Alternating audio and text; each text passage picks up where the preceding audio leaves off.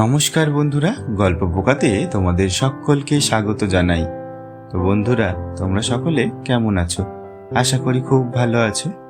তো আমরা চলে এসেছি আজও নতুন একটি গল্প নিয়ে। আজ আমরা শুনব গুজরাটি ভাষার প্রসিদ্ধ লেখক পান্নালাল প্যাটেলের লেখা অদল বদল, এবং এই গল্পটির বাংলা তর্জমা করেছেন অর্ঘ্যকুসুম দত্তগুপ্ত। তো বন্ধুরা, সুন্দর একটি বন্ধুত্বের গল্প এই অদল বদল। তো গল্প শেষে তোমরা কিন্তু তোমাদের বন্ধুদের নামটি কমেন্ট করে লিখতে ভুলো না। শুরু হচ্ছে আজকের গল্প অদল বদল। হোলির দিনের পড়ন্ত বিকেল। নিম গাছের নিচে গায়ের একদল ছেলে জড়ো হয়ে ধুলো ছোড়াছড়ি করে খেলছিল। হাত ধরাধরি করে অমৃত ও ইসাব ওদের কাছে এলো। দুজনের গায়েই সেই দিনকার তৈরি নতুন জামা। রং, মাপ, কাপড় সব দিক থেকেই একরকম। ওরা দুজনে একই স্কুলে একই ক্লাসে পড়ে। রাস্তার মোড়ে ওদের বাড়ি দুটো মুখোমুখি। দুজনেরই বাবা পেশায় চাষি, জমিও প্রায় সমান সমান। দুজনেরই সাময়িক বিপদ আপদে সুদে ধার নিতে হয়। বলতে গেলে ছেলে দুটোর সবই একরকম, তফাৎ শুধু এই যে অমৃতের বাবা, মা আর 3 ভাই রয়েছে। ইসাবের শুধু তার বাবা। দুই বন্ধুতে মিলে শান বাঁধানো ফুটপাতে এসে বসতে ওদের একরকম পোশাক দেখে দলের একটি ছেলে বলল, ঠিক, তোরা দুজনে কুস্তি করত, দেখি তোরা শক্তিতেও সমান সমান না একজন বড় বেশি পালোয়ান। আরেকটি ছেলে চেঁচিয়ে উঠল, লড়ে যা তোরা, বেশ মজা হবে। ইসাব অমৃতের দিকে তাকালো।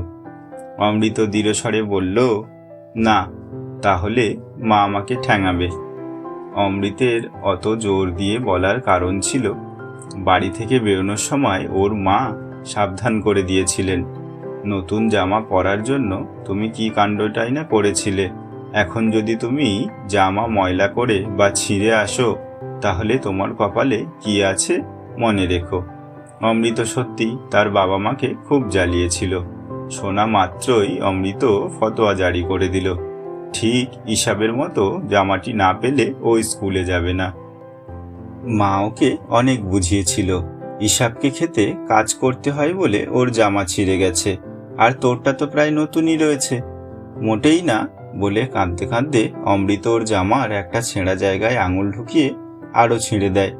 মা তখন ওকে বেকায়দায় ফেলার জন্য বলেন, নতুন জামা দেওয়ার জন্য আগে ইসাবের বাবা ওকে খুব মেরেছিল, তুইও সেই রকম মার খেতে রাজি আছিস?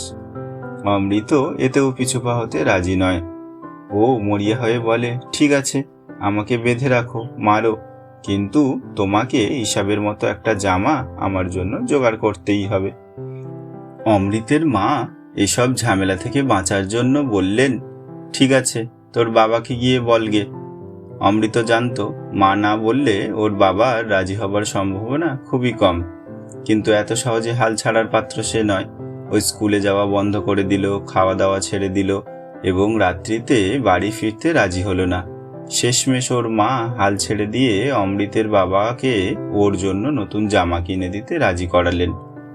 এরপর উনি গিয়ে ইসাবের বাবার গোয়াল ঘর থেকে লুকিয়ে থাকা অমৃতকে বাড়ি নিয়ে এলেন।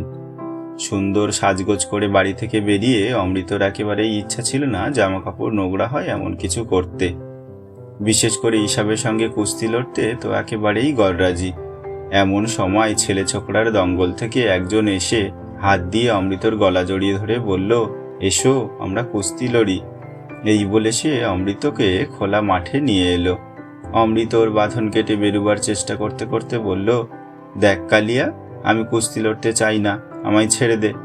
কালিয়া তো ওকে ছাড়লই না, বরং ছুঁড়ে মাটিতে ফেলে দিল।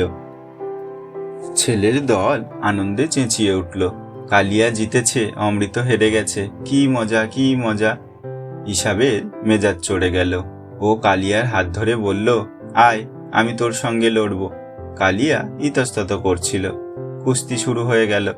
ইসাব ল্যাং মারতেই কালিয়া ব্যাঙের মতো হাত পা ছড়িয়ে মাটিতে পড়ে গিয়ে চেঁচাতে লাগলো। তামাশা করে হলেও এখন ব্যাপারটা ঘোরালো হয়ে পড়েছে, এবং কালিয়ার বাবা মা এসে ওদের পিটুতে পারে বুঝতে পেরে সবাই যে যেদিকে পারল পালিয়ে গেল। অমৃত আর ঈশাবও রণভূমি ত্যাগ করল। কিছুটা যেতেই অমৃতের নজরে এলো যে ঈশাবের জামার পকেটটা 6 ইঞ্চি পরিমাণ কাপড় ছিঁড়ে গেছে। ওরা ভয়ে কাঠ হয়ে গেল। ওরা জামা কতটা ছিঁড়েছে পরীক্ষা করছে, এমন সময় শুনতে পেল ঈশাবের বাবা ঈশাবকে ডাকছেন। ওদের তখন বুকের ধুকপুকনি বন্ধ হবার জোগাড়।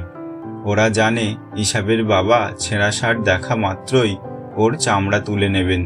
উনি সুদখোরের কাছ থেকে টাকা ধার করে অনেক বাছাবাছি করে কাপড় কিনে জামা সেলাই করিয়েছিলেন।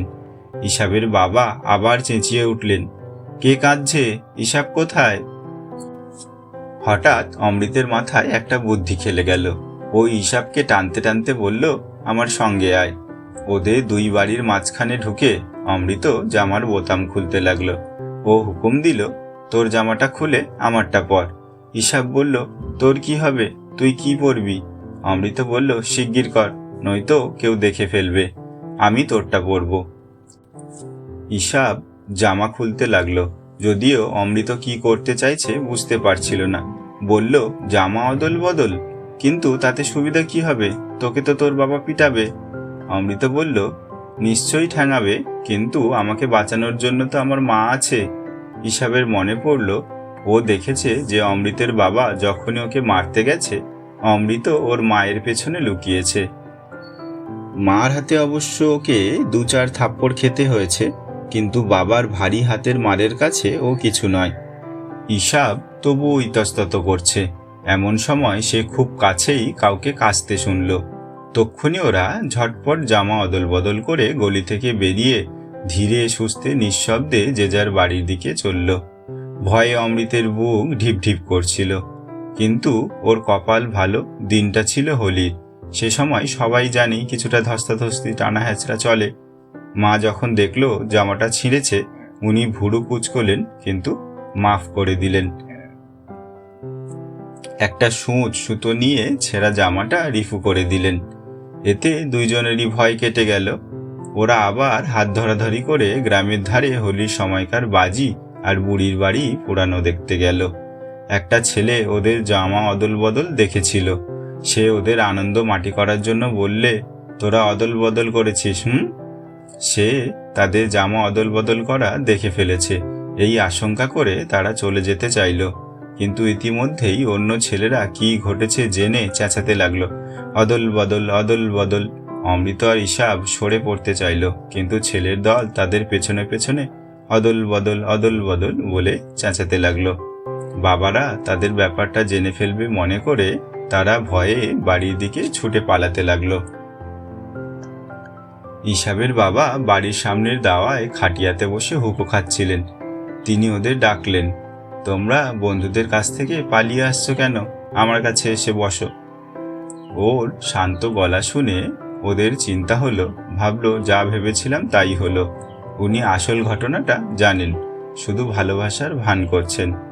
ঈশাবের বাবা পাঠান। উনি 10 বছরের অমৃতকে জড়িয়ে ধরলেন, চেঁচিয়ে বললেন, বাহালি বৌদি, আজ থেকে আপনার ছেলে আমার। বাহালি বৌদি ঘর থেকে বেরিয়ে এসে হাসতে হাসতে বললেন, হাসান ভাই, আপনি এক ছেলেকেই দেখে উঠতে পারছেন না, তা দুজনকে কি করে সামলাবেন? আবেগ ভরা গলায় হাসান বললেন, বাহালি বৌদি, অমৃতের মতো ছেলে পেলে আমি 2100 জনকেও পালন করতে রাজি আছি। কেশে গলা পরিষ্কার করে পাঠান বাহালি বৌদিকে বললেন, ছেলে দুটোকে গলিতে ঢুকতে দেখেই ভেবে নিলাম দেখতে হবে ওরা কি করে। পাড়াপড়শি মায়ের দল পাঠানের গল্প শোনার জন্য ঘিরে দাঁড়ালো। উনি অল্প কথায় ছেলেদের জামা বদলের গল্পটা বললেন, আর বললেন, ঈশাব অমৃত জিজ্ঞাসা করছিল, তোর বাবা যদি তোকে মারে কি হবে? অমৃত কি জবাব দিয়েছিলেন জানেন? বলেছিল, কিন্তু আমার তো মা রয়েছে। সজল চোখে পাঠান বললেন, কি খাঁটি কথা। অমৃতের জবাব আমাকে বদলে দিয়েছে। ও আমাকে শিখিয়েছে খাঁটি জিনিস কাকে বলে। অমৃত ঈশাবের পরস্পরের প্রতি ভালোবাসা গল্প শুনে তাদের বুক ভরে গেল। ইতিমধ্যে ছেলের দল বাজি আর বুড়ির পোড়ানো দেখে ফিরছিল। তারা সবাই অমৃতকে ঘিরে বলতে লাগলো, অমৃত ঈশাব অদল বদল, ভাই অদল বদল। এবার অবশ্য ঈশাব ও অমৃত অপ্রস্তুত বোধ করল না। বরঞ্চ অদল বদল বলাতে তাদের ভালোই লাগলো। অদল বদলের গল্প গ্রামের বাড়ি বাড়ি ঘুরে গ্রাম প্রধানের কানে গেল। উনি ঘোষণা করলেন, আজ থেকে আমরা অমৃতকে অদল আর ইসাবকে বদল বলে ডাকবো। ছেলেরা খুব খুশি হলো।